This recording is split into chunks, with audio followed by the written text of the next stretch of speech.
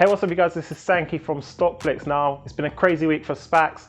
Some of you might have managed to get yourself some shares, some of you might have missed out. Now, there's one in particular that was blowing up on Friday that I want to talk to you guys about because the price point is just about okay to jump in and ride that wave because it's going to do big things. Now, so do stick around and watch the video to find out which SPAC I'm talking about. Before I do, please do check out my link down below.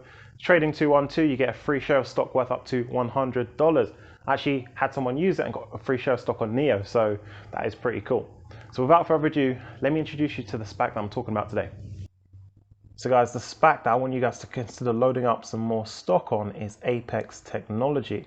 Now, if you don't know, Apex are merging with Avepoint, right? Now, Avepoint, if you don't know very quickly, they bridge the gap between the enterprise and the Microsoft Cloud offering, the Microsoft 365, right? Essentially doing the transformation, the governance, and the compliance. So it's a pretty crucial role to companies, right? And they get a lot of benefits from partnering with Avepoint, and it helps them manage their business better. So Avepoint, they're doing very, very good things. Now, in terms of share price movement, as we saw on Friday, up about 30%, right? It was around the $11, then boom, jumped up to about $14.60. settled at about $14.20. Now, this is one of the most interesting and one of the best SPACs out there. Now, at $14.20, I think there's still a decent buy, and then there's a couple of reasons why. So the first one is how they trade compared to comparables, right? And how costly they are compared to comparables. So in this chart, we could see they've split comparables into growth infrastructure players and growth SaaS players. So these are businesses which are similar, right? Similar dynamics, similar kind of growth trajectory in their revenue, similar type of margins. This is how they're trading, right? In around for the growth infrastructure, 14 times, 13 times. But for the growth SaaS, they're a lot higher, right? It's the low 20s. And as we can see here, Avepoint is 9 times and 6.8 times. Now, one thing to note is this 9 times, 6.8 times, these are based on the $10 share price. It's no longer $10. It's now $14.20. But if we recalculate these multiples based on the current trading, we can then see if it's potentially in line with the comparables, above or below. And this will give us some kind of comfort whether we should go in and buy more stock, right, of Apex Technology on Monday. So guys, how they calculated that 9 times was they calculated the enterprise value using this calculation here. As you can see, the $10 share price multiplied by the shares outstanding plus their net cash position, which was the 1.7 billion, and then they divided that by the 193 to get 9 times, right? Now, if we plug the current share price of $14.20 into the $10 mark, into the $10 here, we'll get an enterprise value of about 2.5 billion. So it's jumped up pretty high. Now, if we divide that by the 9 times, and we divide it by the 6 times for the following year, we're going to get 13 times. That's for 2021, and 10 times. So if we scroll back down, in here it's 13 times currently, and in here it's 10 times currently. So just looking across, we can kind of see that 13 is still lower than the average of the growth infrastructure players, and 10 times is also below the average. And then it's well below the average of the growth SaaS players. So guys, this is one indication that we can still jump in and get some Avepoint stock at a decent price, yeah? So compared to some comparables, they're not overpriced yet. And this is a faster growing company. So that's one thing to note. If it's a faster growing company, you can allow some more margin for higher multiples, right? Because it's going to produce more revenue, more cash in the future, more valuable company. So this is good for us, for us shareholders. So this is why I'm jumping in. I'm buying some more stock of Avepoint. You know, it did very well for me on Friday, and I'm a backer and a believer in Avepoint and the Microsoft 365 platform. So guys, one point to jump in, this is very good. So do consider looking at this chart, looking at the multiples, and jumping in and buying some stock on Monday, because you'll be rewarded. Now, in terms of other reasons why I'm pretty bullish on Avepoint and what I like about them, firstly, their net cash position. This is a company with no debt.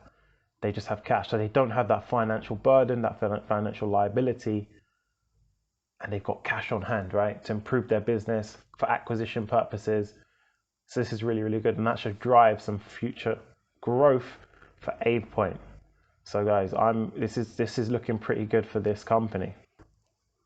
So guys, again, on their financials, a lot of their revenue is recurring revenue, right?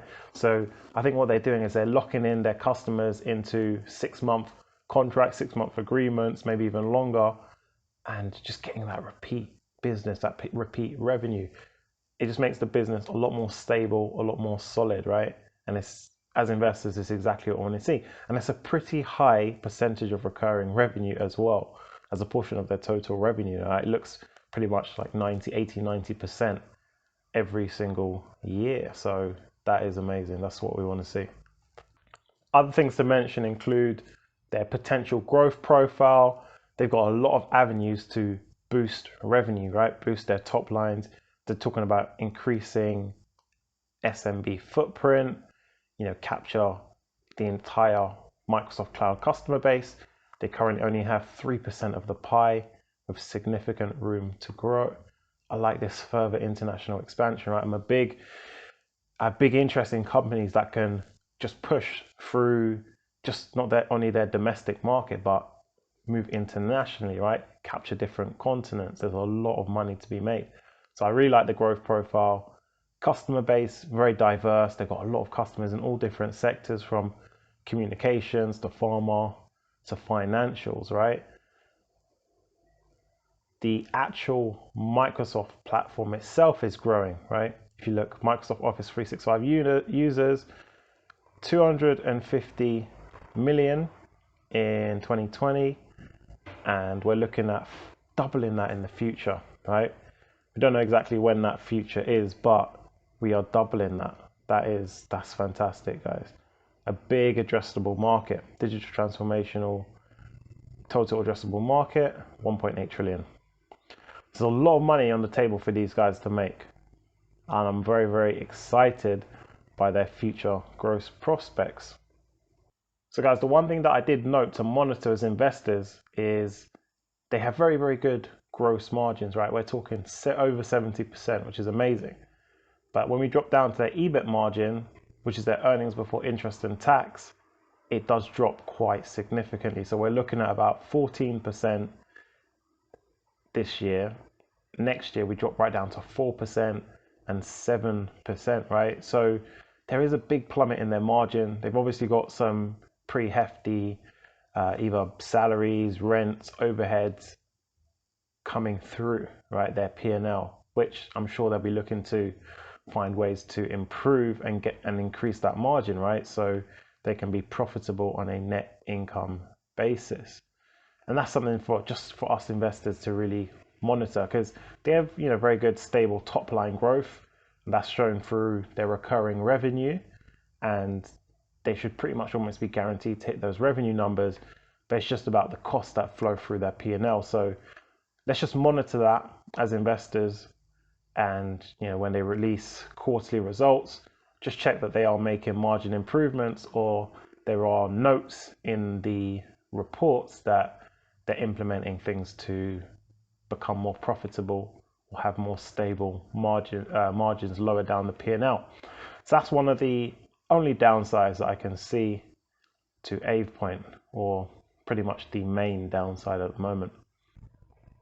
So in terms of what entry point I want you guys to be jumping in at, I think the maximum that I'd be comfortable is about $15. Now, at $15, they are pretty much in line with the top end of their growth infrastructure players who are trading around 14, high 13 times, right? So $15 really is the maximum before Avepoint is looking pretty lofty compared to its comparables.